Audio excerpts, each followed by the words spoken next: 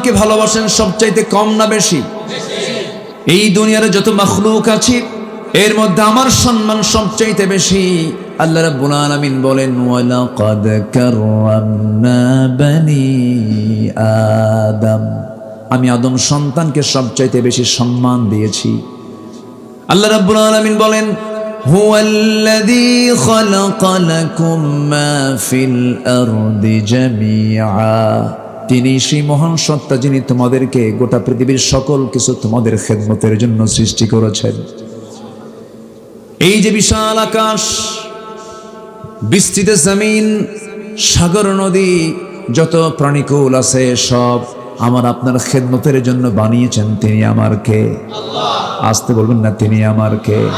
আল্লাহ বলছেন, সকল সৃষ্টি তোর খাদেম, বান্দা তুই আমার শুধু গোলামি করবি, এটা তোর কাজ। তুই আমার গোলামি করবি, সকল সৃষ্টি তোর খেদমত করবে, খেদমতের জন্য আমি দিয়েছি। আমার বন্ধুগণ, আল্লাহ রাব্বুল আলামিন মানুষকে সৃষ্টি করে সুন্দর করে বলছেন, লাকাদ খালাকানাল ইনসানা ফি আহসানি তাকওয়িম, আমি মানুষকে সবচেয়ে সুন্দর আকৃতি দিয়ে সৃষ্টি করেছি, সবচেয়ে বেশি সম্মান দিয়েছি। আমার বন্ধুগণ, আল্লাহ রাব্বুল আলামিন বান্দাকে বিভিন্ন জায়গায় ডাক দিচ্ছেন বিভিন্নভাবে তার দিকে আকৃষ্ট করার জন্য। আল্লাহ এক জায়গায় বলছেন, ইয়া আইয়ুহাল ইনসানু মা গাররাকা বিরাব্বিকাল কারীম আল্লাযী খালাকাকা ফাসাওয়াকা ফাআদালাকা ফি আইয়ি সূরাতিন মা শাআ রাক্কাবাক। জোরে বলুন আল্লাহু আকবার। আল্লাহ রাব্বুল আলামিন বলছেন, বান্দারে আমি তোমাকে কত সুন্দর করে সৃষ্টি করেছি, একটু তাকায় দেখো, তোমার নিজের দেহের দিকে তাকাও, তোমার চোখের দিকে তাকাও, তোমার মাথা থেকে পা পর্যন্ত তাকায় দেখো, তোমার কি মনে হয় না সব অবদান একমাত্র কার? একমাত্র অবদান কার? আল্লাহ। সকল সৃষ্টি আমার খেদমতে নিয়োজিত। আল্লাহু আকবার, আল্লাহু আকবার। আমার বন্ধুগণ, ঈমান তো সে আল্লাহর উপরে আনবো যে আল্লাহ শুধু আমার রব নন, গোটা পৃথিবীর সব কিছুর রব। এই জন্য আমরা নামাজ শুরু করতে নিয়ে আমরা রবের পরিচয় দিতে নিয়ে বলি, শুধু রব্বুন নাস তিনি নন, তিনি হচ্ছেন, সবাই বলেন আলহামদুলিল্লাহি রাব্বিল আলামিন। সবাই বলুন আলহামদুলিল্লাহি রাব্বিল আলামিন। সকল জগতের তিনি রব। আল্লাহু আকবার। সকল সৃষ্টির তিনি রব। আমার বন্ধুগণ, আমার রব তো ছোট নন, আমার রব সবার বড়। আল্লাহ রাব্বুল আলামিন তার পরিচয় দিয়ে তিনি এক জায়গায় বলছেন, সাব্বিহিসমা রাব্বিকাল আ'লাল্লাযী খালাকা ফাসাওয়া ওয়াল্লাযী কদ্দারা ফাহাদা ওয়াল্লাযী আখরাজাল মারআ ফাজআলাহু গুসাআন আহওয়া। জোরে বলুন আল্লাহু আকবার। আল্লাহ তার পরিচয় দিয়ে তিনি আরেক জায়গায় বলছেন, তাবারাকাল্লাযী জাআলা ফিস সামাই বুরুজান ওয়া জাআলা ফিহা সিরাজান ওয়া কমারান মুনীরা। আল্লাহু আকবার। কি বড় তার পরিচয়, কি বিশাল বড় পরিচয় তার। এমন পরিচয় পৃথিবীর কারো আছে? কি আকাশ তার, সে আকাশে আবার প্রদীপ্ত সূর্য। সূর্য কি ডুবে যায়? সূর্য কি হেরে যায়? এখন সূর্য কোন আকাশে? কোন আকাশে? বাংলাদেশের আকাশে ছিল, এই সন্ধ্যায় ডুবে গেছে। এখন কোন আকাশে আছে? এখন আছে আমেরিকার আকাশে, আরেক গোলার্ধে। এখন এখানে বাজে 11:15, এখন ওখানে বাজে দিনের 11:15। তাহলে সূর্য কি ডুবে? সূর্য কি হেরে যায়? তাহলে এই যে তাপ দিয়ে যাচ্ছে, সূর্যের তাপ মনে হয় মাঝে মাঝে ভিজা ভিজা লাগে, পুরাতন পুরাতন মনে হয়। এরকম কি লাগে? তাও তো লাগে। এই দেখেন না, মাঝখানে গেল কি খড় তাপ, মনে হয় কাল কি বানাইছে সূর্য আল্লাহ। কি তার তাপ, কি তার উজ্জ্বলতা, গোটা পৃথিবীর যৌবন সে ধরে রাখে সূর্য। আল্লাহু আকবার বলে। হেরে যায়? তাহলে এই যে তাপ দিয়ে যাচ্ছে, সূর্যের তাপ মনে হয় মাঝে মাঝে ভিজা ভিজা লাগে, পুরাতন পুরাতন মনে হয়। এরকম কি লাগে? তাও তো লাগে না। এই দেখেন না মাঝখানে গেল, কি খড়তাপ, মনে হয় কালকে বানাইছে সূর্য আল্লাহ। কি তার তাপ, কি তার উজ্জ্বলতা, গোটা পৃথিবীর যৌবন সে ধরে রাখে সূর্য। আল্লাহু আকবার বলে। সূর্য নাই, কোনো গাছগাছালিও নাই। কে দিয়েছেন? আল্লাহ দিয়েছেন। সে আল্লাহ তাআলা বলছেন, বান্দারে আমি তোকে মাফ করে দেওয়ার জন্য আমি কত অস্থির তুই জানিস না বান্দা। আমি তো সবার উপরে থাকি। সাব্বিহ ইসমা রাব্বিকাল আ'লা মানে হলো ইসমে তাফজিল থেকে এসেছে সবচেয়ে উপরে যিনি, তিনি হচ্ছেন আমার আল্লাহ তাআলা। আর রহমানু আলাল আরশি ইস্তাওয়া, তিনি আরশ আজিমের সমাসীন আছেন। আরশ আজিমটা কোথায়? এখানে আমরা বসে আছি পিরোজপুর ভান্ডারিয়ার কি এলাকা, মাদারশী এলাকায় আমরা বসে আছি। এই জায়গা থেকে আমরা যদি একটু চিন্তা করি আরশ আজিমটা কোথায়, আমরা যেখানে বসে আছি এই জায়গা থেকে আমরা দিনের বেলা সূর্য দেখতে পাই, রাতের বেলা যদি চাঁদ থেকে চাঁদ দেখতে পাই, চাঁদের পিছনে কিছু তারকা দেখতে পাই। ওই তারকারা যেগুলো আমরা যদিও দেখতে পাই মিটমিট করে জ্বলতেছে জোনাকির মতো তারকাগুলো, কিন্তু আপনি বলুন তো সূর্য বড় না তারকাগুলো বড়? শুধু বড় না, অনেক বড়।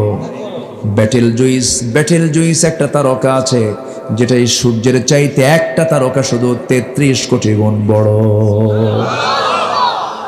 250 কোটি কি বলে 750 কোটি মানুষ যদি, গোটা পৃথিবীর 750 কোটি মানুষ যদি সব এক জায়গায় মিলে যদি তারকা গুনতে শুরু করে, তবুও তারকা গোনা শেষ হবে না। এত তারকা আকাশে কে রেখেছেন বলেন? আল্লাহ রেখে দিয়েছেন। এই বিশাল তারকারা যেগুলো আল্লাহ বানিয়ে রেখেছেন, কিছু কিছু তারকার আলো দুনিয়াতে এখনো আসে নাই।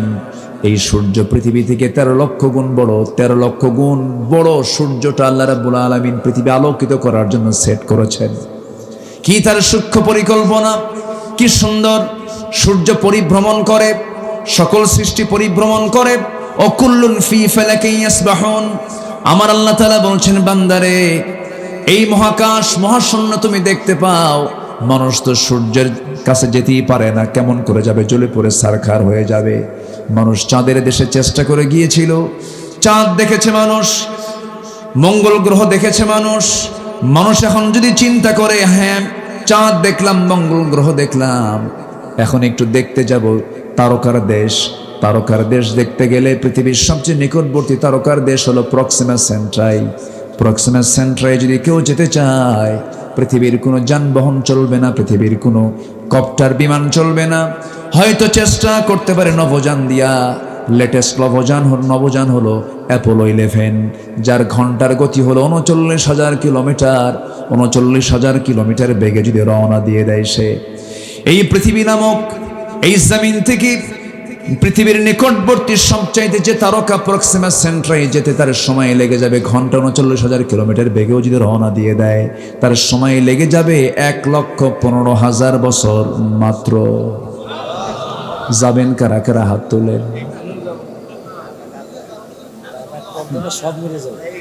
বাঁচবেন কতদিন, যাবেন কতদিন? আল্লাহ তাআলা বলছেন, বান্দারে এই তো পৃথিবীর সবচেয়ে নিকটবর্তী তারকার কথা বললাম। আমরা কি আকাশে গেছি এখনো? আকাশ তরফ দূর দিগন্ত কল্পনাই করা যায় না। আমার আল্লাহ তাআলা আমার রাসূলকে কি পরিমাণ মোহাব্বত করেছেন। আল্লাহ তাআলা তাকে মেরাজের মধ্য দিয়ে আরশ আজিম পর্যন্ত মেহমান বানিয়েছেন। 7 আকাশ পেরিয়ে তিনি কত বড় মহাবিজ্ঞানী। যেরকম সুবহানাল্লাহ। আল্লাহ তাআলা বলছেন, বান্দারে আরশ আজিম আমার, আর রহমানু আলাল আরশিস তাওয়া, আমি আরশ আজিমের সমাসীন থাকি, কিন্তু যখন রাত 12টা বেজে যায় আমি তোকে মাফ করার জন্য আমি 7টা আকাশের 6টা আকাশ পেরিয়ে আমি প্রথম আকাশে এসে আমি তোর সামনে দাঁড়ায়া যাই। বান্দা তুই আমার কাছে ক্ষমা চাবি, আমি তোরে ক্ষমা করে দেব। আল্লাহ আসেন কয় আকাশ পেরিয়ে? 6 আকাশ পেরিয়ে প্রথম আকাশে আসেন।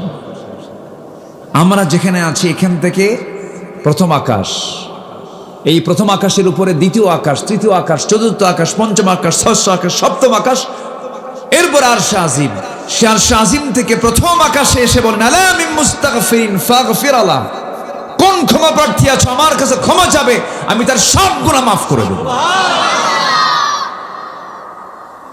তাহলে আমার প্রতি আল্লাহর মায়া দয়া কম না বেশি? আজ তো শুধু কম না, অনেক বেশি, অনেক বেশি, অনেক বেশি। আল্লাহ বলেন, যদি কোনো বান্দা আমার দিকে হেঁটে হেঁটে আসে, আমি তার দিকে দৌড়া দৌড়া যাই। যদি কোনো বান্দা আমার দিকে 1 হাত আগায়, আমি তার দিকে 10 হাত আগাই। বান্দা তুই চোখের পানি ফেলে আমার জন্য কাঁদবে, 7 সমুদ্র দিয়া জাহান্নামের আগুন নিভানো যাবে না, কিন্তু তোর চোখের পানি দিয়া জাহান্নামের আগুন নিভানো যাবে। বান্দা তুই আমার জন্য কাঁদবি, আমার ভয়ে কাঁদবি, আমার সন্তুষ্টির জন্য সেজদা দিয়ে দিবি, আমার জন্য তুই রুকু করবি, আমি তোকে জান্নাতের সংবাদ দিয়ে দিচ্ছি। আমার বন্ধুগণ, 1 নাম্বার ভয় থাকবে না, চিন্তা থাকবে না, সব দুটো বড় বড় অসুখ আমার ভিতর থেকে আল্লাহ মাইনাস করে দিবেন। শর্ত হলো 1 নাম্বার, আমার ঈমান আনবো কার উপরে? কিন্তু ঈমান তো আনলাম আল্লাহর উপরে, কিন্তু ঈমানের গুণ যদি না থাকে তাহলে সেই ঈমান দিয়ে তো জান্নাত পাওয়া যাবে না। ঈমানদারের 1 নাম্বার গুণ হলো আজান শোনার সঙ্গে সঙ্গে ছটফট ছটফট করবে, তার ভিতরে কি পড়ার জন্য, কোথায় যাওয়ার জন্য। যে ঈমানদারের নামাজ আজান শোনার সঙ্গে সঙ্গে তার নামাজের কোনো চিন্তা না কাজ করে, তার ঈমানের মধ্যে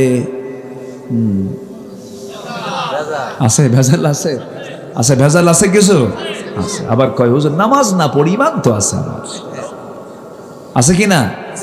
আচ্ছা মুরব্বী, কোথায় যাচ্ছেন? বসেন বসেন, কষ্ট হচ্ছে আমার, মনে হয় কি আমি শেষ করে দেব? কারো কোনো আপত্তি নাই তো? বলি আলহামদুলিল্লাহ। আমি খুবই আনন্দিত আপনাদেরকে পেয়ে। নদীর তীরের মানুষের কলিজা নদীর মতো বড় হয়, আলহামদুলিল্লাহ বলেন। এটা একটা মানে প্রাকৃতিক কারণও থাকে কিছু। নদী বড় তো কলিজাও কি হয়, বড় হয়। নদীর তীরের মানুষের বাড়ি বারবার ভাঙ্গে, ভাঙ্গে আর এরা হাসে। বাড়ি ভাঙ্গে, আবার সেই ভাঙ্গা বাড়িটা নিয়ে আবার আরেক জায়গায় উঠায়। হৃদয়টা ক্ষত হতে হতে হৃদয়টা পাকা হয়ে যায়, প্রশস্ত হয়ে যায়, অল্প শোকে কাতর হয় না নদীমাতৃক অঞ্চলের মানুষগুলো। আলহামদুলিল্লাহ, ভালো। সম্মানিত ভাইয়েরা, তাহলে আমরা কি বেনামাজি ইমানদার হব? ইমানদার মূলত কি বেনামাজি হয় না কি হয়? নামাজি হয়। নামাজকে আমরা একা পড়বো না জামাতে পড়বো?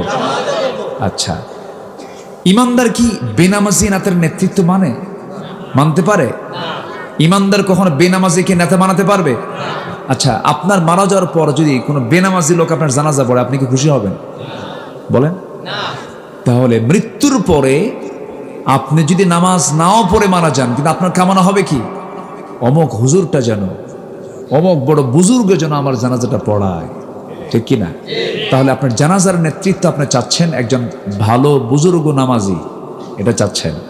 কিন্তু আপনি তো একটাবার চিন্তা করলেন না এই জাগতিক জীবনে, এই জগতে চলতে গিয়ে আমার সেই নেতাই হবে আমার নেতা, যার মধ্যে নামাজ থাকবে, যার দিকে তাকালে আমার রাসূলের চেহারার কথা মনে পড়ে যাবে। আজকে এখানেই তো বড় সমস্যা। আজকে আমার দেশে কোনো কিছুর সংকট নেই। কে বলেছে খাদ্যের সংকট? কে বলেছে সম্পদের সংকট? গোটা পৃথিবীর সবচেয়ে, আমার কাছে মনে হয় 2 শতাধিক রাষ্ট্র নিয়ে এই গোটা পৃথিবী। আমি বিশ্বের বহু দেশ সফর করেছি। বিশ্বের সবচেয়ে শীর্ষ তালিকায় থাকা, ধনীর তালিকায় থাকা দেশগুলো আমি সফর করেছি। গত বছর কাতারে গিয়েছিলাম। একটা গাছ তাজা রাখতে গিয়ে লক্ষ লক্ষ টাকা তাদের খরচ করতে হয়, আর আমার বাড়ির আগে পিছে এরকম গাছ ভরি ভরি থাকে। আমার দেশের মাটি সোনার চেয়েও খাঁটি, সবই ছিল, সবই আছে, কোনো সংকট নেই। সবচেয়ে বড় সংকট হলো নেতৃত্বের সংকট, সৎ চরিত্রবান নেতার সংকট, ঠিক কিনা? আমার দেশে নেতা বেশি না চোর বেশি? এই তো যোগ বিয়োগ করতেছি কেবল। রাগ করতেছেন নাকি আপনারা? ওয়াজ এগুলোই করতে হবে। বহু দেখেছি আমরা, আর দেখতে চাই না। দুনিয়াতে সেই আমার নেতা হবে যার সঙ্গে আমার আখিরাতে দেখা হবে।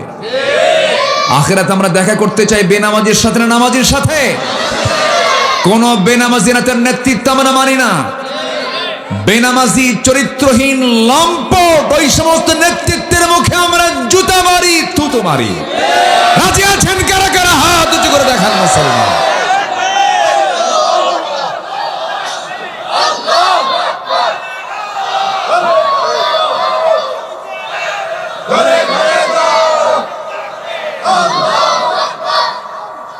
আল্লাহ তুমি সবার হাতকে কবুল করো, জোরে বলি আমিন, আরো জোরে আমিন। হাত নামান। সবাইকে আমরা নামাজ পড়তে রাজি আছি তো? কয় ওয়াক্ত নামাজ? একা না জামাতে? বুঝে না না বুঝে?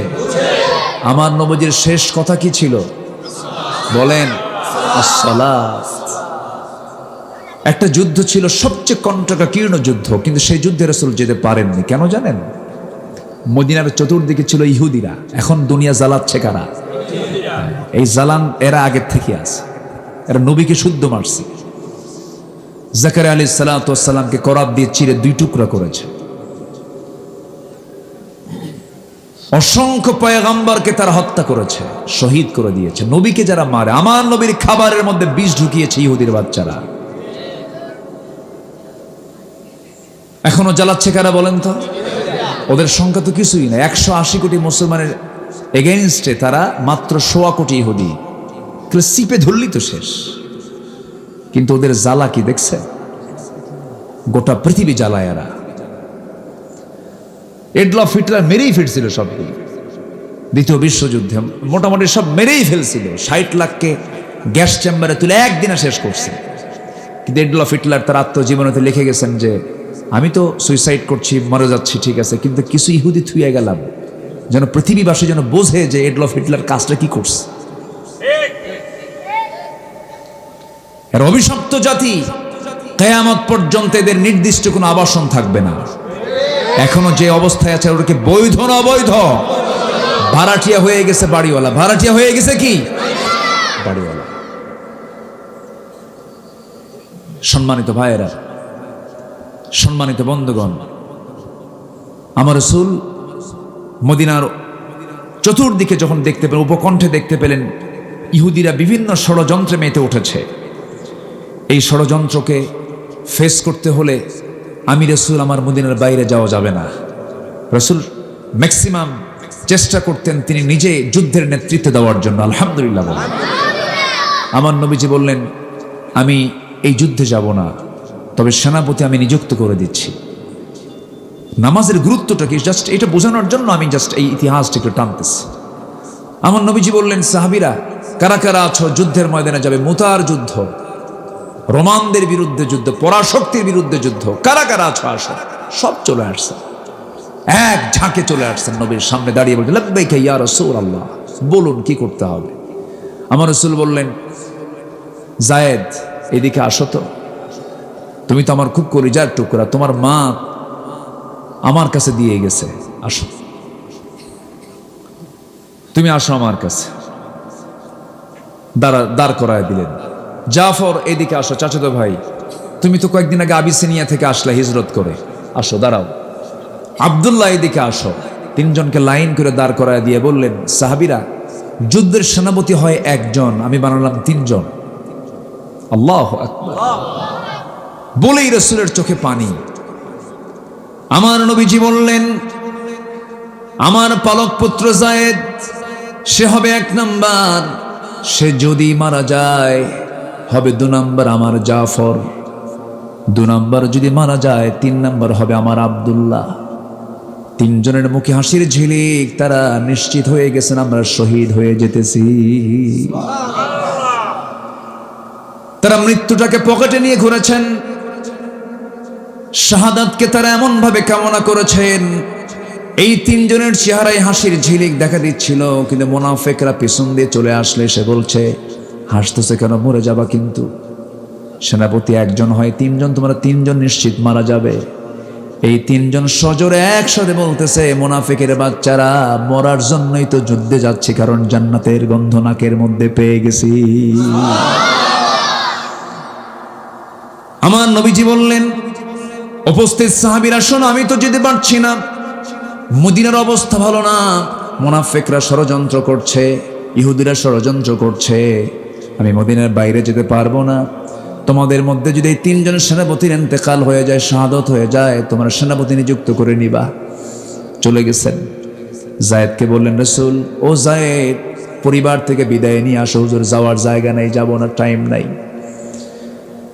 সাইয়েদনা জাফরকে বলেন, জাফর, আবিসিনিয়া থেকে আসছো, কেবল তুমি আবিসিনিয়া থেকে আসছো, পরিবারকে সময় দিতে পারো নাই, যাও পরিবার থেকে বিদায় নিয়ে আসো, আমার চাচাতো ভাই তুমি। হুজুর আপনি বললেন বলে আমি যাচ্ছি। চলে গেলেন বাড়িতে, স্বাভাবিকভাবে বউয়ের সামনে বসলেন। মত বিনিময় করতে করতে হঠাৎ করে 2 সন্তানকে কোলের মধ্যে নিয়েছেন। স্ত্রীকে বলছেন, স্ত্রী আমার জন্য দোয়া করো, আমি যেন মুতার যুদ্ধে অংশগ্রহণ করে যেন শহীদ হয়ে যেন আল্লাহর জান্নাতে ঢুকতে পারি। স্ত্রী বলছেন, স্বামী আমার, কেবল আপনি আসলেন মদিনায়, আপনি তো দূরেই থাকলেন, হিজরত করে কেবল আপনি আসলেন, আমি আপনার জন্য দোয়া করে আল্লাহ তাআলা আপনাকে গাজী করে যুদ্ধ থেকে ফিরিয়ে আনুন, শহীদের দোয়া করব না। মনটা তার খারাপ হলো। তরবারি কোষমুক্ত করে তরবারির উল্টা দিকটা করে নিয়ে স্ত্রীর হাতটা আস্তে করে টান মেরে ধরে আঘাত করলেন মৃদু। আঘাত করার সঙ্গে সঙ্গে বললেন, স্ত্রী, আমি যে আঘাত করেছি রক্তপাত হয়েছে কিনা? না, রক্ত ঝরলো না। লেগেছে নাকি? না, লাগেও নাই। কেন লাগলো না? কেন কাটলো না? উল্টা করে মেরেছেন তরবারি। আমার জন্য আজকে যত দোয়া করবে শব্দ উল্টা হয়ে যাবে, কারণ আমি 2 নাম্বার সেনাপতি, আমার আগেও একজন আছে, পরে একজন আছে, আমি নিশ্চিত আমি শহীদ হয়ে যাব। আমি নাকের মধ্যে জান্নাতের ঘ্রাণ পেতেছি। দুনিয়াকে তারা কত তুচ্ছ মনে করেছেন। জাফর বিন আবু তালিব ইমানের শক্তিতে বলিয়ান হয়ে, قل إن كان آباؤكم وأبناؤكم وأزواجكم وعشيرتكم সব কিছুকে উজাড় করে দিয়ে, হাব্বু ইলাইকুম মিনাল্লাহি ওয়া রাসূলিহি ওয়া জিহাদিন ফি সাবিলিহি। জাফর বিন আবু তালিব ছুটে চললেন, পিছন থেকে সন্তানগুলো ডাক দেয় আব্বা আব্বা বলে, একটা বারের জন্য তিনি পিছনের দিকে ফিরে তাকান নাই। আব্দুল্লাহ বিন রাওয়াহা নতুন বিয়ে করেছেন, বাসর ঘর হয় নাই এখনো, ফুল সজ্জা। শুনলেন যখন যুদ্ধের ডাক এসেছে, বিদায় নিলেন। এবার রাসূল বলেন, যাও, নতুন বিয়ে করেছে, পরিবার কাছ থেকে বিদায় নিয়ে আসো। বিদায়ের জন্য গেলেন, ঘরের মধ্যে ঢুকলেন না, পিছনের দরজার শিকলটা লাগায়া দিয়া পিছনের সিটকেনি লাগায়া দিলেন। লাগায়া দিয়ে বলছেন, স্ত্রী বাইরে থেকে লাগিয়ে দিয়েছে, বাইরে তুমি বের হতে পারবে না, আমিও ভিতরে যাব না, শুধু আড়াল থেকে তুমি আমার জন্য দোয়া করো, আমি তোমার জন্য দোয়া করি, আমি যেন শহীদ হয়ে আল্লাহর জান্নাতে চলে যাই। স্ত্রী বলছেন, স্বামী আল্লাহর কসম, সময়টা আপনার নষ্ট করব না, প্রেম নিবেদনও চাই না, আমি কিচ্ছু চাই না, একটা বার শুধু আপনি আমার স্বামী একটু অবলোকন করবো, একটু ভালো করে দেখব, যেন হাসরের ময়দানে আপনাকে চিনতে পারি, অসংখ্য লোকের মাঝে আপনি আমার স্বামী ছিলেন। সঙ্গে সঙ্গে স্ত্রী কথায় আব্দুল্লাহ বলছেন, আমার স্ত্রী এমন সহনীয় যদি তোমার থাকে, আমি যদি তোমার শেষ জীবনের স্বামী হিসেবে যদি থেকে যায়, তোমার জীবনে যদি কোনো বিয়ে না হয়, হাসরের দিন আমি তোমার স্বামী, তুমি আমার স্ত্রী, চিনিয়ে দেওয়ার দায়িত্ব আমার আল্লাহ নিজে নিয়ে নিবে। সহবাস তো দূরের কথা, স্ত্রীর চেহারা পর্যন্ত দেখলেন না। যুদ্ধে ঝাঁপিয়ে পড়লেন, মুতার যুদ্ধ, এমন অসম যুদ্ধ, তরবারিও ঠিক নাই, অস্ত্রশস্ত্র ঠিক নাই, অসম যুদ্ধ, 1 লক্ষ কোথায় আর 3000 কোথায়। সেই যুদ্ধে অংশগ্রহণ করে 3 জন সেনাপতি দুনিয়া থেকে বিদায় নিলেন। চতুর্থ সেনাপতির দায়িত্ব নিলেন হচ্ছেন খালিদ বিন ওয়ালিদ রাদিয়াল্লাহু তাআলা আনহু। খালিদ বিন ওয়ালিদ রাদিয়াল্লাহু তাআলা আনহু এমন একজন সেনাপতি ছিলেন, এমন একজন মুজাহিদ ছিলেন, 250 যুদ্ধ করেছেন তিনি জীবনে। প্রত্যেকটা যুদ্ধে খালিদ বিন ওয়ালিদ বিজয়ের পতাকা ছিনিয়ে এনেছেন। কোনদিন তার শত্রু কর্তৃক দেহ থেকে 1 ফোঁটা রক্ত বের হয় নাই। মরতে চাইলেই কিন্তু মরা যায় না, শহীদ হতে চাইলেই কিন্তু শহীদ হওয়া যায় না। এটার জন্য কিসমত লাগে। কি লাগে? কিসমত লাগে। 250 যুদ্ধ করলেন, খালিদ বিন ওয়ালিদ মারা যাচ্ছেন বিছানায়। খলিফা ওমর ফারুকের সামনে তিনি কেঁদে কেঁদে বলছেন, খলিফাতুল মুসলিমিন, বড় অসহায় আমি, বড় হতভাগ্য আমি আজকে শহীদ হয়ে মরতে পারলাম না। এত যুদ্ধে গেলাম, আমার সব ভাইগুলো বদরে চলে গেছে, উহুদে চলে গেছে, খন্দকে সব শাহাদাত বরণ করেছে। আহারে, কিন্তু আমি খালিদ বিন ওয়ালিদ এত যুদ্ধ করলাম, আমি শহীদ হতে পারলাম না। সঙ্গে সঙ্গে ওমরে ফারুক বলেন, ও খালিদ বিন ওয়ালিদ, চিন্তা করো না, তোমার মরণ যদি বিছানায় হয় আল্লাহ তোমাকে শহীদের দরজা দিয়ে দিবে। খালিদ বিন ওয়ালিদ তিনি একা মুতার যুদ্ধে 8টা তরবারি ভাঙলেন। খালিদ সাইফুল্লাহ রাদিয়াল্লাহু তাআলা আনহু, যাকে আল্লাহর তরবারি বলা হয়, সেই খালিদ বিন ওয়ালিদ বিজয়ী বেশে মুতার প্রান্তর থেকে মদিনার প্রান্তরে চলে আসলেন। নবীর সামনে দাঁড়ালেন বিজয়ী বেশে। 3 জন সেনাপতির শাহাদত বরণ করেছেন। আমার নবীজি যখন দেখলেন তারা সব চলে আসছে, আমার নবীজি তাদের সামনে দাঁড়িয়ে বলেন, শোনো, যুদ্ধের জয় পরাজয় কি হয়েছে আমি পরে শুনবো, কার কি হয়েছে আমি পরে শুনবো, তবে তোমাদের কাছে আমার প্রথম একটা কথা, সেটা হলো নামাজ ঠিক মতো আদায় হয়েছে কিনা। জোরে কান সুবহানাল্লাহ। ইন্নাল্লাযীনা আমানু, 1 নম্বর হলো যারা ঈমান আনবি। নামাজ ঈমান না বেনামাজি ঈমান? সবাই নামাজ পড়তে রাজি আছি তো? সময় না সময় সময়। বুকটা ফেটে যায় আমার। দেশ স্বাধীন হলো 71, আজকে 2024 সাল, 53 বছর চলে গেল। কত নেতা আসলো, কত নেতা গেল, কিন্তু আজ পর্যন্ত কত আইন পাশ হলো, কত সংসদ অধিবেশন হলো, কেউ নামাজের আইন টানলো না, নামাজের বিল টানলো না। অথচ যে নেতা আপনাকে জাহান্নাম থেকে বাঁচানোর চিন্তা করবে না, সেই নেতা আমার জন্য কিয়ামতের দিন নিরাপদ না বিপদ? নিরাপদ না বিপদ? বিপদ হয়ে যাবে। কারণ সেদিন ইয়াউমা নাদউ কুল্লা উনাসিম বিইমামিহিম, সেদিন প্রত্যেক ব্যক্তিকে তার নেতা সহ ডাকা হবে। বড় বিপদ হয়ে যাবে নেতা যদি ইমাম না হয়, নেতা যদি নামাজি না হয়, বড় বিপদ হয়ে যাবে। এই জন্য আমার বন্ধুগণ, বুকটা ফেটে যায়। আজকে আমার দেশের মাত্র 5% মানুষ নামাজ পড়ে। যদি আজকে নামাজের বিল যদি পাস হয়ে যেত, নামাজি কম হতো না বেশি হতো? নামাজি কম হতো না বেশি হতো? অসুখ হলে কোথায় যাই? ডাক্তারের কাছে যাই না?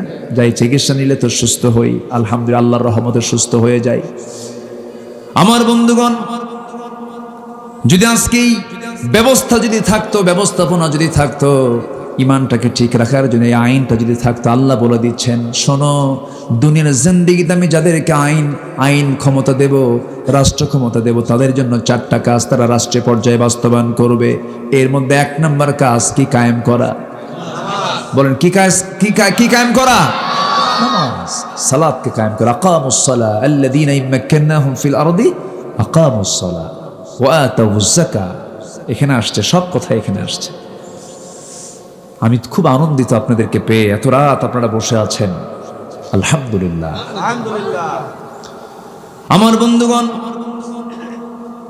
তাহলে সবার কাছে আমার 1 নাম্বার যে দাবিটা, সেই যে চাওয়াটা আমার সবার কাছে, সেটা হলো আজকের মাহফিল থেকে আমরা সিদ্ধান্ত নেব, আমরা নামাজি ইমানদার হব না বেনামাজি ইমানদার হব। পরিবারকে কি বানাবো? বলেন। অনেক বাপ আছে সন্তানকে ফজরে ডাকে না, আছে না? কিন্তু স্কুলে না গেলে খবর আছে। অনেক মা আছে সন্তানকে ফজরে ডাকে না। যার দিনটা নামাজ দিয়ে শুরু হবে না, যার পরিবার নামাজ দিয়ে শুরু হবে না, ফজর নামাজ দিয়ে শুরু হবে না, সেই পরিবার কখনো বরকতময় হতে পারে না। যে বাবা তার সন্তানকে ফজরে ডাক দেয় না, সেটা ব্যর্থ পিতা, অযোগ্য পিতা। প্রত্যেক ফ্যামিলি যদি আজকে সচেতন হতো নামাজের ব্যাপারে, নামাজ আগে। বউ নামাজ পড়বে না, কেন পড়বে না? স্ত্রী আমার, তুমি আমার অর্ধাঙ্গী, তোমার অস্তিত্ব আমার মাঝে, আমার অস্তিত্ব তোমার মাঝে, একসঙ্গে দুনিয়াতে থাকি, একসঙ্গে জান্নাতেও থাকবো। নামাজ পড়, কি ঠিক কিনা? ওয়াজ তো আমরা করি না। আল্লাহ রাসূল ওয়াজ করেছেন আগে বাইরে না ভিতরে? কু আনফুসাকুম ওয়া আহলিকুম নারা। সবাইকে বাড়িতে বলবো না ইনশাআল্লাহ? যে বউ নামাজ পড়ে না, তার রান্না খেতেও তো চিন্তা করতে হবে, ঠিক কিনা? বলতে হবে তুমি রান্না করবা আমার, আমি নামাজ পড়ি, তুমি নামাজ পড়বা না, এটা তো হতে পারে না। বলতে হবে। বউ কথা শুনবে না কেন? অবশ্যই শুনবে, আমাদের সমস্যা আছে। এখানে এরকম লোকও থাকতে পারেন জীবনে বউকে কোনোদিন সালামি দেয় না, আছে কিনা?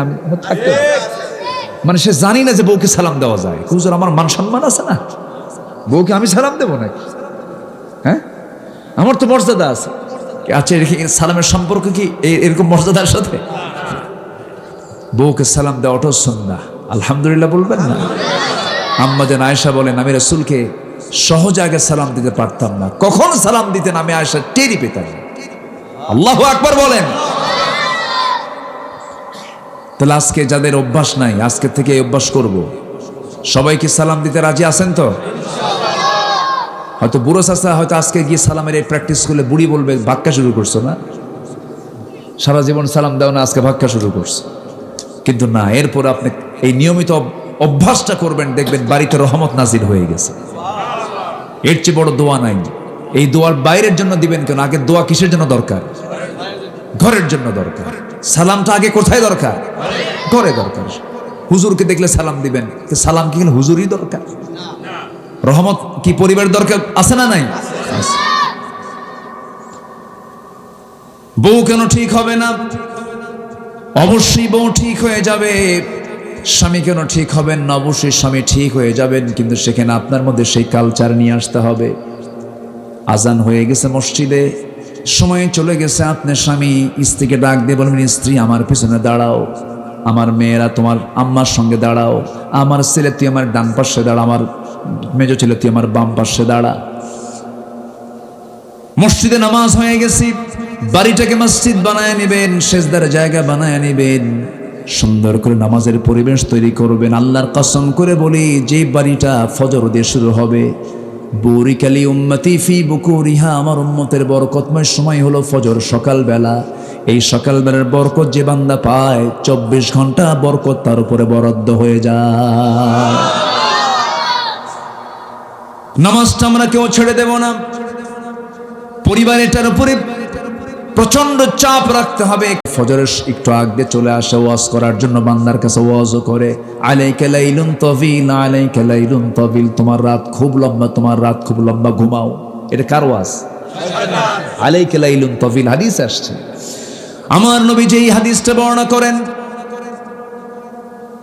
এরপরে রাসূল নিজে আবার তার ফয়সালাও দিচ্ছেন, ও সাহাবীরা, শয়তানের এই ওয়াজটাকে তোমরা যদি মিটাতে চাও, শয়তান কিন্তু শুধু ওয়াজই করে না, সেখানে তোমার পাশে বসে শিওরে বসে সে 3টা গিট মেরে দেয়। 3টা কি মেরে দেয়?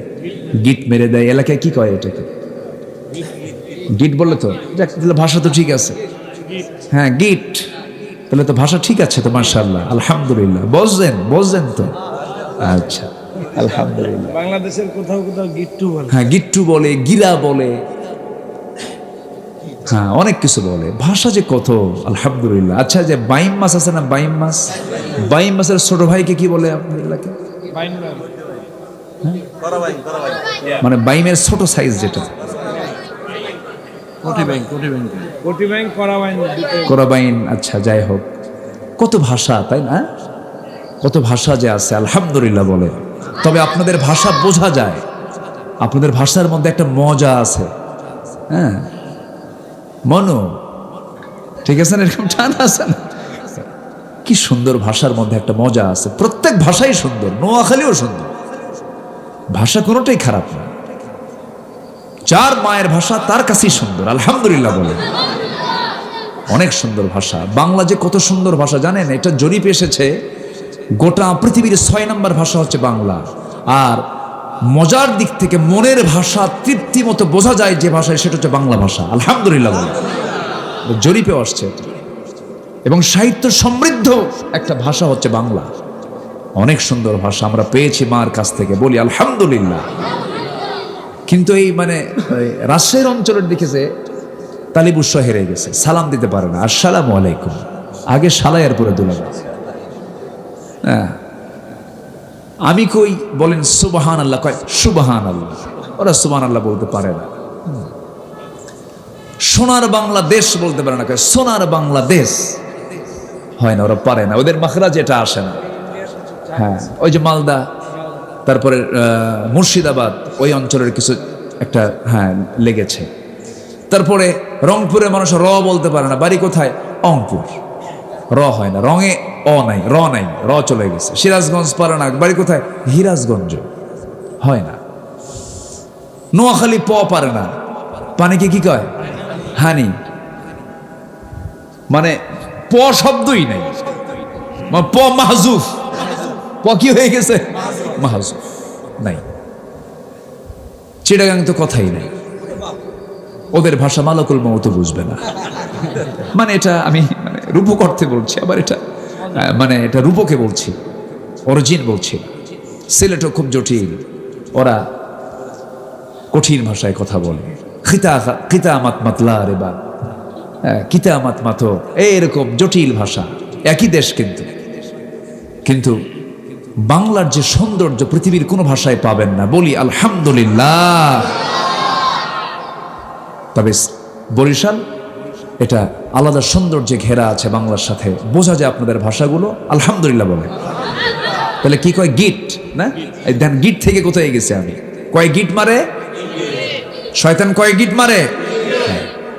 এই 3টা গিট যখন মেরে দেয়, এই 3 গিট যদি কোনো বান্দা ছুটাতে চাও, রাসূল আমল শেখায় দিলেন। নাম্বার 1 হলো আজান শোনার সঙ্গে সঙ্গে তুমি বিছানা থেকে তোমার পিঠটা সরাইয়া নিবা, 1 গিট ছুটে গেল। নাম্বার 2 হলো যখন আজান শুনলে তুমি বিছানা থেকে পিঠটা সরাইয়া নিয়েছো, নামাজে দাঁড়াবে তুমি, ওযুটা বানায়া নিবা সুন্দর করে। ওযু সম্পূর্ণ হওয়ার সঙ্গে সঙ্গে শয়তানের 2টা গিট ছুটে গেল। যখন তুমি নামাজের উদ্দেশ্যে মসজিদের দিকে রওনা দেবে, তোমার বাড়ি যত দূরে বরকত তত কম না বেশি? অনেকে বলে জানেন আমার কত বড় ভাগ্য, মসজিদের সামনেই আমার বাড়ি। কয়েন এরকম বলে না? কিন্তু হাদিসের দৃষ্টিকোণ থেকে মসজিদের সামনের বাড়ির বরকত বেশি না দূরের বাড়ির বরকত বেশি? মসজিদের দিকে যখন বান্দা হেঁটে হেঁটে রওনা দিয়ে দেয়, রওনা দিয়ে মসজিদে পৌঁছে গেল, ইমামের পিছনে যখন নামাজে দাঁড়ান শুরু হয়ে গেল, আল্লাহু আকবার বলার সঙ্গে সঙ্গেই শয়তানের 3টা গিট ছুটে গেল। 24 ঘন্টা শয়তান ওই বান্দার কাছে এসে সহজে ওয়াসওয়াসা দিতে পারে না। তাহলে সব ষড়যন্ত্র ধ্বংস হয় কোন সময়? কোন সময়? ফজর। আমার বন্ধুগণ, 4টা কাজ করব আমরা। 2টা রোগ আমার জীবন থেকে মুছে যাবে, দুনিয়া তো মুছে যাবে, আখিরাত তো মুছে যাবে। ভয় থাকবে না, চিন্তা থাকবে না। চিন্তা রোগের ঔষধ আছে না? দুনিয়াতে ঔষধ দেয় না ডাক্তাররা? ঘুম হয় না, চিন্তা, খালি চিন্তা। আল্লাহ রাব্বুল আলামিন বলছেন, এই 2টা মহারোগ থেকে আমি তোমাকে নিশ্চয়তা দিয়ে দেব, নিরাপত্তা দিয়ে দেব। নাম্বার 1 হলো ফ্রেশ ঈমান তুমি আনবে, ঈমানের গুণগুলো তুমি অর্জন করবে। ঈমানদার মিথ্যা কথা বলবে না, সত্য কথা বলবে। বলেন, ঈমানদার কি কথা বলবে? সত্য কথা বলবে। আমানতের খেয়ানত করবে না, ওয়াদা ভঙ্গ করবে না। সূরা মুমিনুনের প্রথম 4-5 লাইন 7টা হুকুম আল্লাহ তাআলা এখানে দিয়ে দিয়েছেন। ঈমানদার কারা হবে? কোথাও যদি ধোঁয়া ওড়ে, ভাববো এর তলে কি আছে? কি আছে? আগুন আছে। ঈমানদার চেনার জন্য কিছু সিমটম লাগবে। নাম্বার 1, নামাজের জন্য পেরেশান হয়ে যাওয়া, খুশুর সঙ্গে নামাজ পড়া। খাশিউন ওয়াল্লাযীনা হুম আনিল লাগফি মুহরিদুন ওয়াল্লাযীনা হুম লিয-যাকাতি ফাঈলুন ওয়াল্লাযীনা হুম লিফুরুজিহিম হাফিজুন। যৌনাঙ্গের হেফাজত করবে, লজ্জাস্থানের হেফাজত করবে, এরপর ওয়াদা ঠিক রাখবে, আমানত ঠিক রাখবে, নামাজের যত্নবান হবে। আল্লাহ বলছেন, উলাইকা হুমুল ওয়ারিসুন আল্লাযীনা ইয়ারিসুনাল ফিরদাউসা হুম ফিহা খালিদুন। আমি তোকে জান্নাতুল ফিরদাউসের মেহমান বানায় নেব। জোরে কোন সুবহানাল্লাহ। আবার ঈমানের কিছু রোগও আছে। ঈমানের কিছু রোগ আছে। 1 নম্বর রোগ হলো যেটা বলেছি, শিরক। ঈমানের আরো কিছু রোগ আছে, যেরকম হিংসা করে। হিংসা তো এলাকায় নাই, আছে। একজনের ভালো কিছু চললে আরেকজন সহ্য করতে পারে না। মানে একজনের উন্নতি হয়, আরেকজনের ঘুম হারাম হয়। এরকম আছে কি না? মানে একজনের উন্নতি হতে থাকে, আরেকজনের কি হয়? ঘুম হারাম হয়। হলো কেমনে এটা? হ্যাঁ, কেমনে হলো? খুব পেরেশান, কেমনে সম্ভব? খুব চিন্তা। শুধু চার দোকানে বসে চা খায় আর এইগুলো গল্প করে। আছে না নাই বলেন তো? হিংসা হলো সমস্ত নেক আমলকে বরবাদ করে দেওয়ার একটা মাধ্যম। ক্বালা ইয়াকুম ফিল হাসাদ ফাইনাল হাসাদা ইয়াকুলুল হাসানাত কামা তাকুলুন নারুল হাতাব। অনেকদিন আগে এক ওয়াজে শুনেছিলাম, এই তো আমাদের হুজুরের কাছ থেকে শুনেছিলাম, আপনার প্রতিবেশী। আল্লাহু আকবার, কি এক্সাম্পল তার, কি উন্নত উদাহরণ তা। তো ওই যে এক বেচারি, আগের যুগে তো মানুষ বিয়ে করতে যেতে হলো ঘোড়ায় চড়ে যেত। তো গ্রামের এক মুরব্বীর ঘোড়া আছে, এক যুবক বিয়ে করবে। তো মুরব্বীর কাছে গিয়ে বলছে, মুরব্বী ঘোড়াটা কি দেওয়া যাবে, আমার অমুক দিন বিয়া। তো মুরব্বীর আবার খুব রাগ ছিল যুবকটার উপরে, আমাকে ঠেলায় বলছে, না আমি তোরে ঘোড়া টোড়া দেবো না, যা। তো যুবকটা বাড়িতে আসছে, সবে কদরের রাত, মসজিদে গেছে নামাজ পড়তে। তো নামাজ শেষ কইরাই হাত দুটো তুলে বলে, আল্লাহ আজকে রাতে আমার কিচ্ছু চাওয়া নাই, বুড়ার জন্য ঘোড়া মার, বুড়ার জন্য ঘোড়া মার। তো এই একখান দোয়া কইরা চলে আসছে বাড়িতে। বাড়িতে এসে দেখে মার চোখে পানি, মা কান্দে।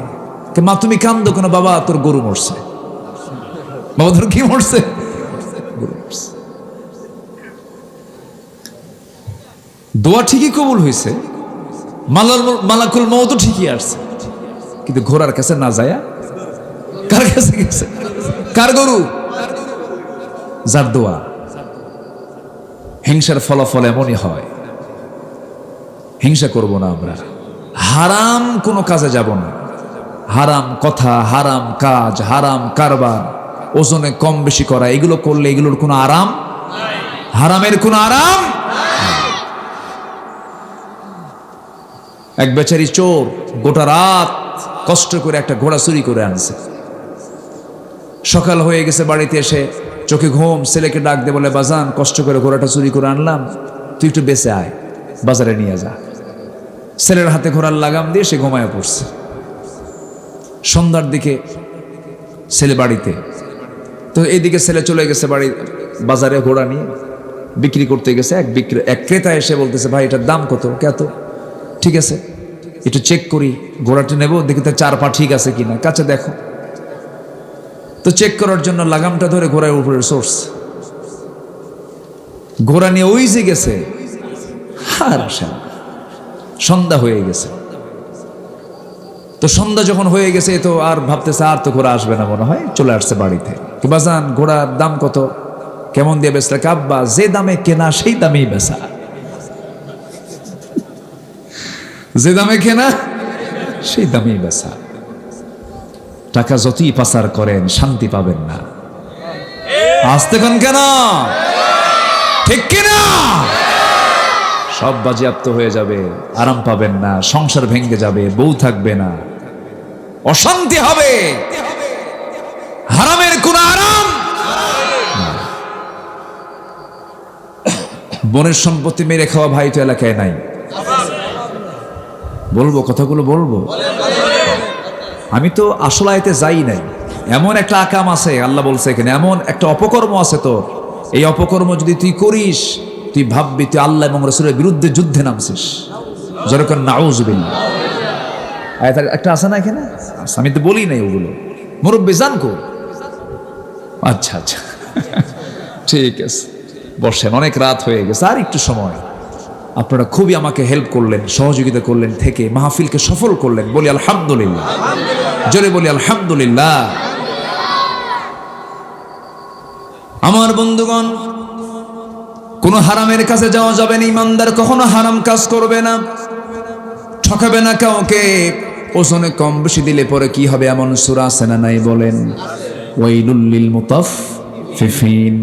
আল্লাহ তাআলা সেই সমস্ত ব্যক্তিদের ধ্বংস কামনা করেছেন যারা ওজনে কম দেয়, নেওয়ার সময় বেশি নেয়, বেশি নেয় কম দেয়। এই সমস্ত লোকের জন্য আল্লাহ রাব্বুল আলামিন ধ্বংস কামনা করেছেন। এই জন্য আমাদের লেনদেনও ঠিক রাখা দরকার। আমার বন্ধুগণ, লেনদেন যার ঠিক হবে, জান্নাতটা ঠিক হয়ে যাবে। ওয়াকিমুল ওয়াজনা বিল কিসতি ওয়ালা তুখসিরুল মিজান। বনের সম্পত্তি মেরে খাওয়া যাবে না। আমি তো মনে করি, আমার মনে হয় বাংলাদেশের খুব কম সংখ্যক পরিবার আছে যে পরিবারে ভাই 2 বিঘা পেলে পরে বোন 1 বিঘা সমান মানের সমান দামের জমি বোন পেয়ে যায়, এমন সংখ্যা খুবই কম। এটা পার্সেন্টে আসবে কিনা সন্দেহ। বোনদেরকে ঠকায় দেয়, বোনদেরকে দেয় না। আমার মাহফিলে মা বোন আলোচনা শুনছেন কিনা জানেন, হয়তো মনে মনে ভাবতেছেন, যারা শুনতেছেন, হুজুর ভালো করে কোন ভাই কিছু এখানে বসে আছে, ঠিক আছে না? শোনা দরকার। আল্লাহ তাআলা নিজেই এটার ফয়সালা করে দিয়েছেন ১৫০০ বছর আগে। লিযযাকারি মিসলু হাযযিল উনসাইন, পুরুষ যা পাবে মেয়ে তার অর্ধেক পাবে। ছেলে যদি পায় ২ বিঘা, মেয়ে পাবে ১ বিঘা। এটা আল্লাহ তাআলা ফরিদাতাম মিনাল্লাহ, আল্লাহ এগুলো নির্ধারণ করে দিয়ে, তিলকা হুদুদুল্লাহ, আল্লাহ তাআলা এগুলো সীমা নির্ধারণ করে দিয়েছেন। আমার বন্ধুগণ, কিন্তু ভাইরা কৌশল করে বিভিন্নভাবে বোনদেরকে ঠকায় দেয়। জমি মাপতে গিয়া, হিসাব করতে গিয়ে কম দামি জমিগুলো বোনদের নামে বরাদ্দ করে দেয়। আবার দেখবেন ১ যুগ হয়ে গেছে, বাপ মারা যাওয়ার 1 যুগ ধরে বোনের অংশের ধানগুলো ভাই নিজের গোলায় তোলায়, আবার সেই বিক্রি করা ধানের টাকা দিয়ে সে হজ করতে যায়। এমন ভাইও আছে না নাই? আছে। সম্পূর্ণ হারাম এগুলো, সম্পূর্ণ হারাম। কোনো কথা বলা যাবে না। যেদিন বাপ মারা যাবে তারপরের দিন বড় ভাইয়ের দায়িত্ব, বিশেষ করে বড়জনের দায়িত্বে সমস্ত ভাই বোনকে ডেকে নিয়ে বলা উচিত, আমার আব্বার কবরের শান্তির জন্য তোরা আমাদের অংশগুলো নিয়ে চলে যা, সব নিয়ে চলে যা। কিন্তু তা তো করা হয় না। হজ করেছেন, কপালটা নামাজ পড়তে পড়তে কালো বানায় ফেলছে, কিন্তু বোনের সম্পত্তি মেরে খাওয়া ভাই আছে না নাই বলেন? এগুলো মারাত্মক অপরাধ। বান্দার হক যা নষ্ট হলে পরে আপনি জান্নাত আপনার জন্য বাজেয়াপ্ত হয়ে যাবে। এটা ঈমান বিধ্বংসী কাজ, ঈমানের বিপরীত কাজ এগুলো। আবার বন্দেরকে সম্পদ তো দেয় না, মাঝে মাঝে ঈদের পার্বণে, পিঠা পার্বণে, পৌষ পার্বণে বন্দেরকে ডাক দিয়া কিছু পিঠা খাওয়ায় দেয়, কিছু মিষ্টি খাওয়ায় দেয়। আবার পাশে বসায়া বোনকে আস্তে আস্তে করে কানের মধ্যে কান ঢুকায়া বলে, বোন রাগ করিস না, একটা কথা বলে কি, অংশ নিলে কিন্তু ধ্বংস হয়। দেখছেন কি ওয়াজটা দিল, মানে এটা শয়তান থেকে ওহী নাজিল হয়েছে, এটা বলেন না? এরকম আছে না? এগুলো শয়তানি ওয়াসওয়াসা, আপনার মাথায় রাখা উচিত। যে মার পেট থেকে আপনার জন্ম হলো, সেই মার পেট থেকে আমার বোনটার জন্ম হয়েছে, কেন আমি তাকে ডিস্টেন্স মনে করবো? আমি তো কেন তাকে দূরে মনে করবো? আমি তাকে দিয়ে দেব, বুঝে শুনে দিয়ে দেব। আল্লাহ তাআলা এগুলো বলে দিয়েছেন কত আগে, এগুলো আজকে মুসলমানরা হারিয়ে ফেলেছে। এগুলো করা যাবে না। আল্লাহ রাব্বুল আলামিন সুন্দর করে ঈমানটাকে ফ্রেশ ঈমানতে বলেছেন। আল্লাহ রাব্বুল আলামিন এই জন্য এক জায়গায় বলছেন, ইন্নাল্লাযীনা আমানু ওয়া লাম ইয়ালবিসু ঈমানাহুম বিযুলমিন উলাইকা লাহুমুল আমনু ওয়া হুম মুহতাদুন। জোরে বলুন আল্লাহু আকবার। ঈমান যারা আনবে, ঈমানকে যারা জুলুমের দ্বারা যারা আচ্ছাদন করবে না, কিসের দ্বারা? জুলুম করে না, জুলুম করে না। আজকে আলেমদের উপরে জুলুম আছে না নাই? আচ্ছা, এই দেশ কি শাসন কখনো আলেমরা করেছিল? এই দেশ ধরেন এই যে ৭১ থেকে আজকে ২০২৪ সাল, এই ৫০-৫২ বছরে কখনো কি ক্ষমতার চেয়ারে কি আলেমরা আসছে? আলেমরা? জেলখানায় কারা? তাহলে শাসন করলো না, দেশ চালালো না, আকাম কুকাম করার তো সুযোগই পায় নাই। দেশ চালালো কারা আর জেল খাটে কারা? প্রশ্ন আছে না নাই? আল্লাহ বলছেন, যারা ঈমানকে যারা জুলুমের দ্বারা আচ্ছাদন করবে, ঈমান শেষ। ঈমানদার কখনো জালিম হতে, আর জালিম কখনো ঈমানদার হতে পারে না। জালিম ঈমানদার হবে না, ঈমানদার জালিম হবে না। আয়াত এগুলোই বলে দেয়। আমার বন্ধুগণ, ১ নম্বর হলো ঈমান আনা, নাম্বার ২ হলো আমিলুস সলিহাত, নেক কাজ যারা করবে, ভালো কাজ যারা করবে। নেক কাজগুলো কি, ধরুন আপনারা মাহফিল এসেছেন, মাহফিল আসতে নিয়ে রাস্তায় চলতে নিয়ে দেখা যায় অনেক সময় খোয়া পড়ে থাকে, থাকে না? খোয়া পড়ে থাকে। এই খোয়াটা আপনি সরে দিলেন, এটা ঈমানের শাখার একটা অন্যতম শাখা। আল্লাহু আকবার বলেন। তরিকুল আদা। আমার বন্ধুগণ, ঈমানের বহুগুলো দিক আছে, এটা নেক আমল।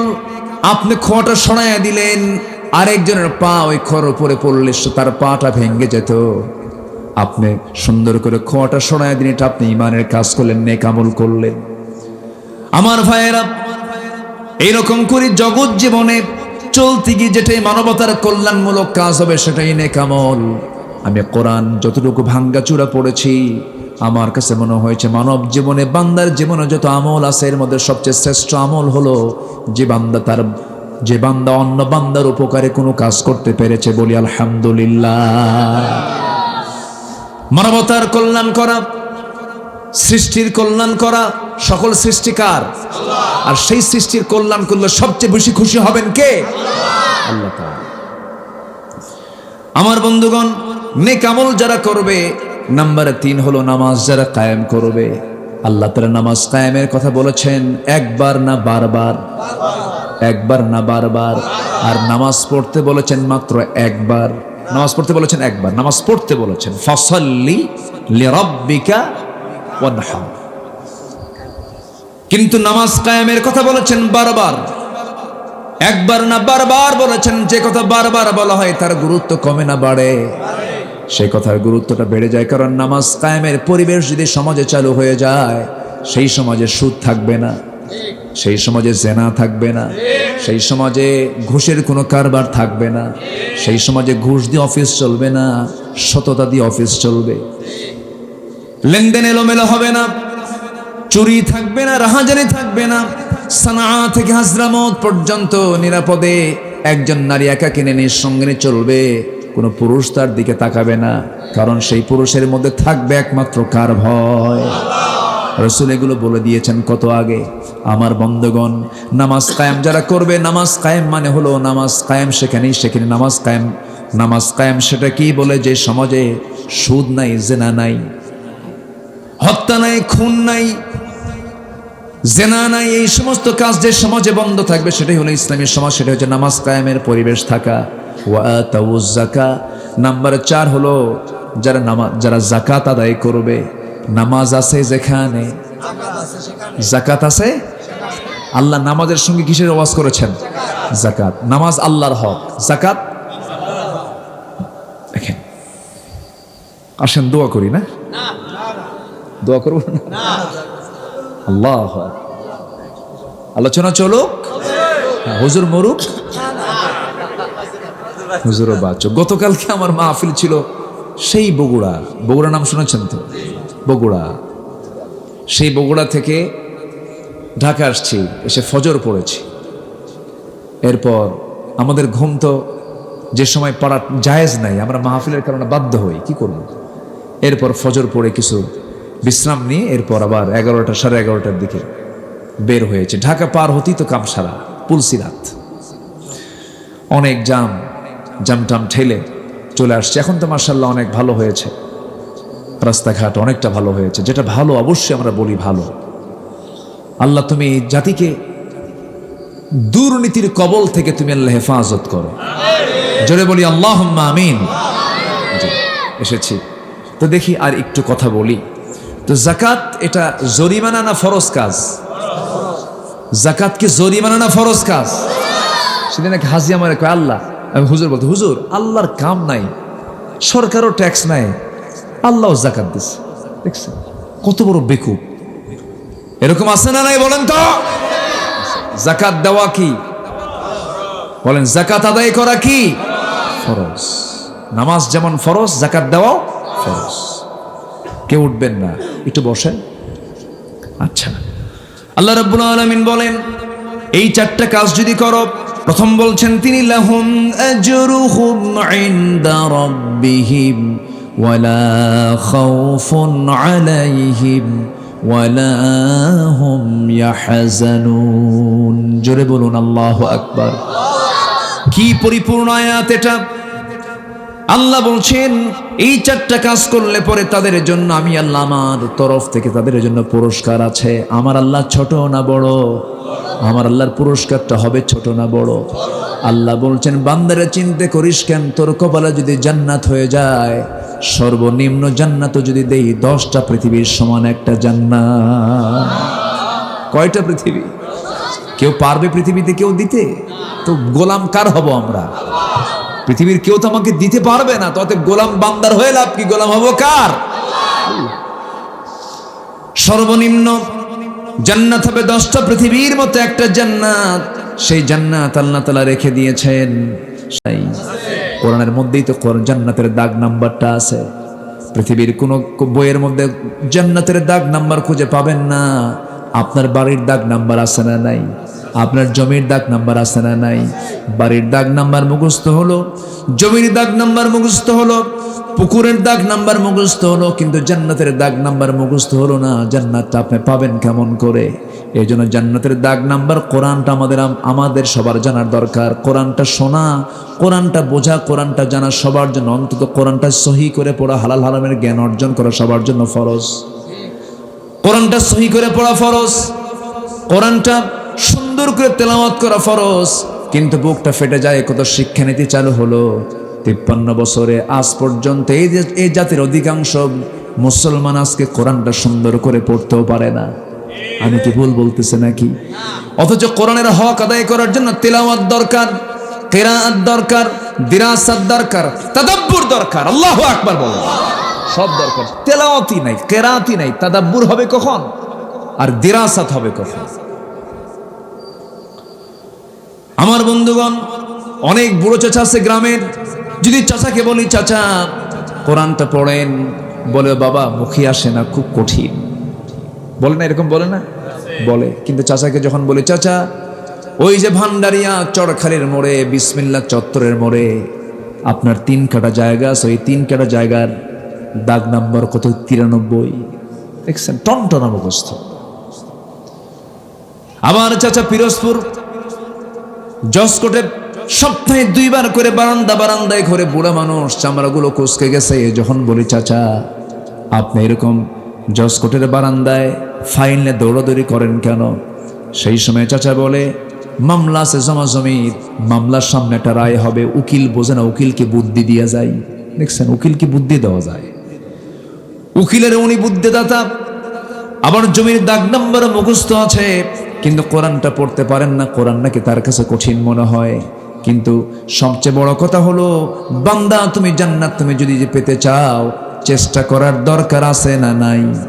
ওয়াল্লাযীনা জাহাদু ফীনা লানাহদিয়ান্নাহুম সুবুলানা। যে বান্দা আমার পথে আসার জন্য চেষ্টা করে, কোরআন শেখার জন্য চেষ্টা করবে, দিন শেখার জন্য চেষ্টা করবে, আমাকে চেনার জন্য চেষ্টা করবে, আমি তার একটা রাস্তা না, অসংখ্য রাস্তা, সাবিল, সুবুল, সাবিলের বহু বচন, অসংখ্য রাস্তা আমি তার জন্য খুলে দেই। তাহলে চেষ্টা করব আমরা। সাহায্য করবেন কে? আল্লাহ।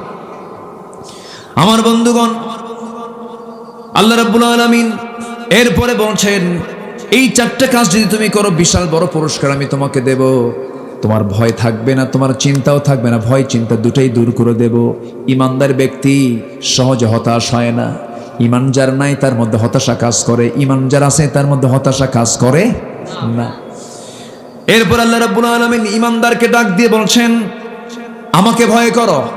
আরেকটা বিষয়ে তোমরা সতর্ক থাকবে, সেটা হলো, ইয়া আইয়ুহাল্লাযীনা আমানুত্তাকুল্লাহা ওয়া যারু মা বাকিয়া মিনার রিবা ইন কুনতুম মুমিনিন।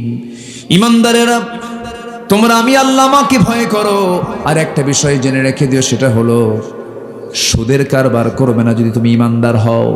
সুদ বুঝি ভান্ডারিয়া নাই? আছে আছে আছে আছে। কেউ উঠবেন না, উঠলে কিন্তু ভাববো সেটাই সুদ খায়। বসে এই তো লাইনে আসতেছি তো। হ্যাঁ, ওয়াজ শুনবো, নামাজও পড়বো, সুদও খাবো, আল্লাহ খুশি থাক, শয়তানও বেজার না হোক। এই চরিত্র ইমানদারের নয়, এই চরিত্র মুনাফিকের। সুদের মোহরা চলছে আজ। আমি কি ভুল বলছি? সব জায়গায় সুদ। আল্লাহ বলছেন, লা তাকুলুর রিবা আদআফান মুদাআফা। আবার এখানে বলছে কি, ওয়াযারু মা বাকিয়া মিনার রিবা। কতবার বলেছেন এগুলো? কতবার? একাধিকবার বলেছেন। ইন কুনতুম মুমিনিন, ইমানদার যদি হও সুদ খায়ও না। তাহলে ইমানদার কি সুদ খেতে পারে? আমার বন্ধুগণ, আজকে সুদের মোহরা চলছে, চতুর্দিকে সুদ সুদ। এত দোয়া যায় কোথায়? দোয়া করি আমরা, দোয়াগুলো কবুল হয় না কেন? কেন কবুল হয় না? এখানে আমরা কেউ বুকে হাত দিয়ে কেউ বলতে পারবো না, প্রত্যক্ষ পরোক্ষভাবে সবাই কিন্তু সুদের সঙ্গে জড়িত। এদেশের রাষ্ট্রায়ত্ত ব্যাংক হলো সুদ, সুদ ভিত্তিক অর্থনীতি। এই জাতীয়, এই সামষ্টিক অপরাধ, এই জাতীয় অপরাধগুলোকে বন্ধ করার জন্য অবশ্যই যাকাত ভিত্তিক অর্থনীতি চালু করার জন্য আমাদের সংঘবদ্ধ চেষ্টা করার দরকার আছে না নাই? আসতে বলবেন না, আছে না নাই? এই জন্য 1000 বছর ধরে ওয়াজ করবেন, সুদ বন্ধ হবে না। একবার শুধু পার্লামেন্ট আইন করে বলবে আজকের থেকে সুদ বন্ধ, সব বন্ধ হয়ে যাবে। আল্লাহ রাব্বুল আলামিন বান্দাকে সুদের ব্যাপারে ভয়ঙ্কর কথা বলেছেন। এই জায়গায় ভয়ঙ্কর একটা আয়াতের পরে দিচ্ছেন। সময় যেহেতু কম, আমি শর্ট করে আমি শেষের দিকে আস্তে আস্তে চলে যাচ্ছি। আমার বন্ধুগণ, তাহলে আমরা আজকে শিখে নিচ্ছি এই 4টা হুকুম আমরা আমল করব। সাথে আমরা আরেকটা বিষয় শুনলাম, সেটা হচ্ছে আমরা ভয় করব কাকে? আস্তে বলবেন না, ভয় করব কাকে? আল্লাহকে। সাথে আরেকটা হুকুম আমরা আজকে শুনতে পেলাম, সুদের ধারে পাশে আমরা যাব না। সুদের সর্বনিম্ন গুনাহ, অনেকগুলো গুনাহ আছে, এই সর্বনিম্ন গুনাহ হলো নিজের মার সঙ্গে জেনা করা। জোরে বলি নাউজুবিল্লাহ।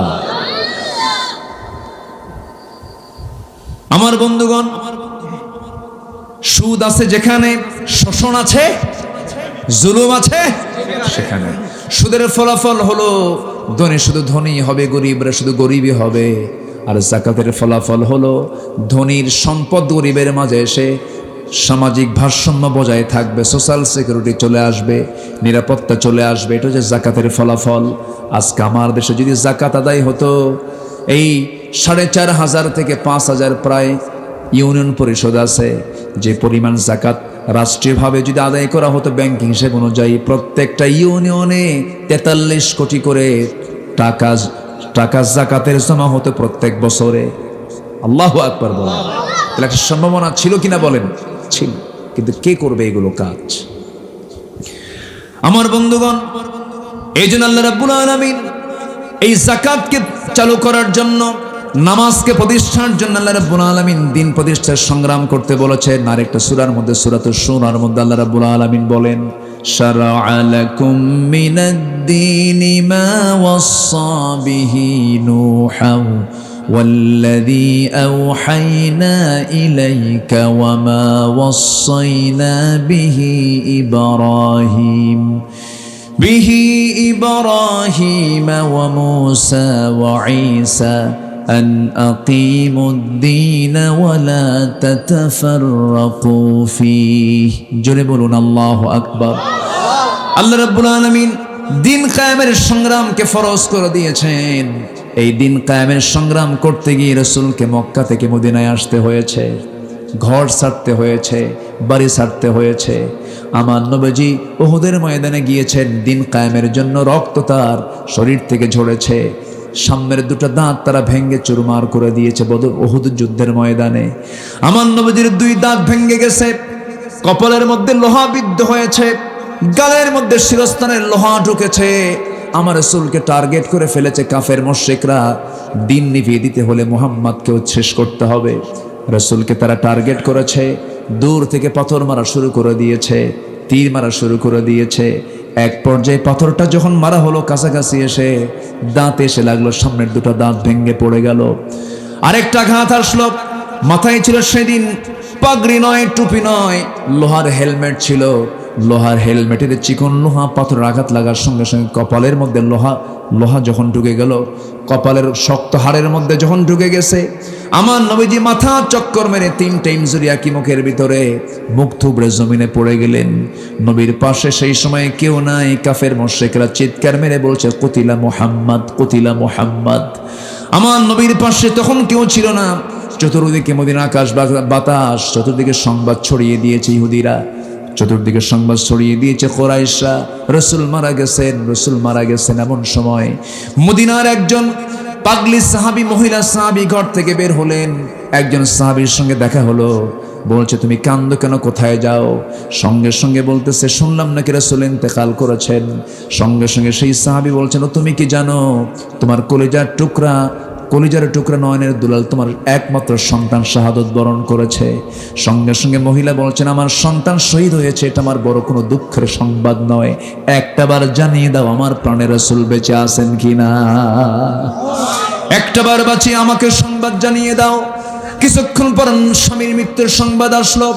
বড় ভাইয়ের মৃত্যুর সংবাদ আসলো, তিনি বললেন কোন সংবাদ আমাকে সন্তুষ্ট করতে পারবে না, দুনিয়ার সব দুনিয়া থেকে বিদায় হয়ে যাক, কোনো দুঃখ নাই, একটাবার বলে দাও আমার প্রাণের রাসূল প্রাণে বেঁচে আছেন কিনা।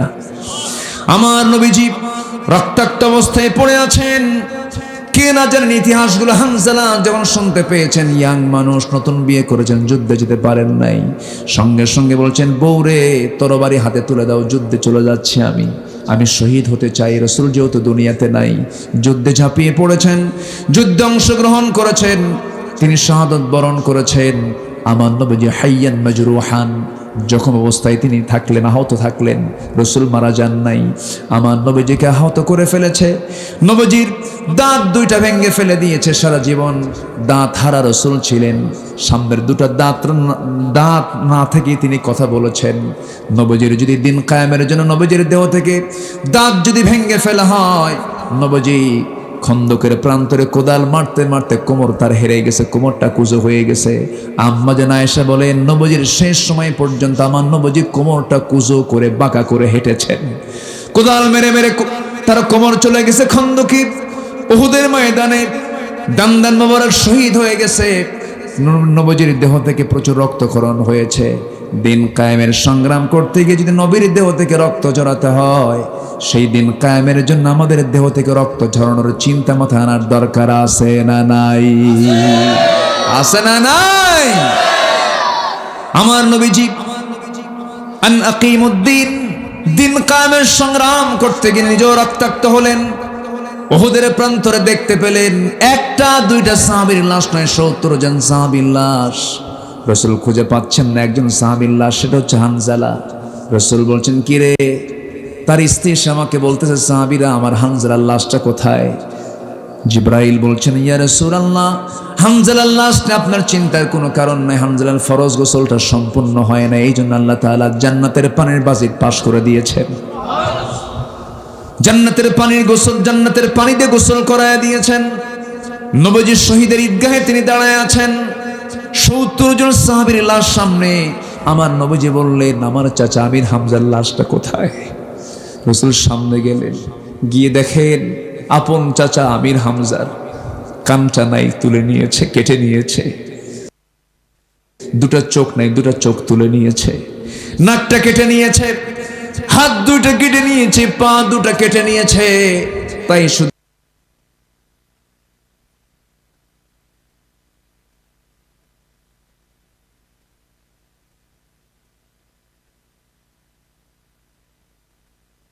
নয়, বুকটা চিড়ে কলেজাও বের করে নিয়েছে। আমার নবীজি বললেন সাহাবীরা আমার চাচা আমির হামজার লাশের সাথে আমার আরেকজন শহীদ সাহাবী আব্দুল্লাহ বিন জাহাশ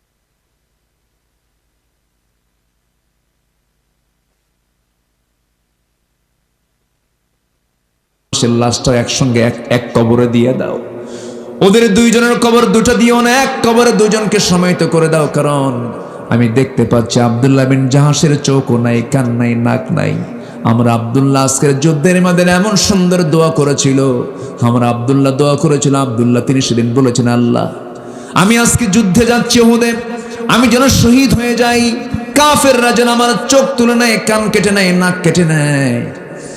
এই নাক কাটা কান কাটা জখম অবস্থায় কিয়ামতের দিন হাসরের ময়দানে তোমার সামনে হাজির হব আল্লাহ। যে সময় তুমি আমাকে প্রশ্ন করবে ফিমা যদি আনফুকদনু, তোর নাক কেন কাটা, কান কেন কাটা, সেই সময় বলবা আল্লাহ তোমার জমিনে তোমার দিন কায়েমের জন্য কাফেররা আমার নাক কেটে নিয়েছিল, কান কেটে নিয়েছিল। সেই সময় তুমি আল্লাহ আমাকে বলবে সাদ্দাকতা, তুই সত্য বলেছিস, যা আজকে কোনো হিসাব নাই, আজকে আমি তোরে জান্নাত দিয়ে দিলাম। আমরা আব্দুল্লাহ বিন জাহাশের লাশটা আমার চাচার লাশটা একই কবরে সমাহিত করে দাও। আমার নবীজি সেই দিন একসঙ্গে ৭০ জন সাহাবীকে বিদায় দিয়া ক্ষত হৃদয় নিয়ে তিনি মদিনার মসজিদে ফিরেছিলেন। সেই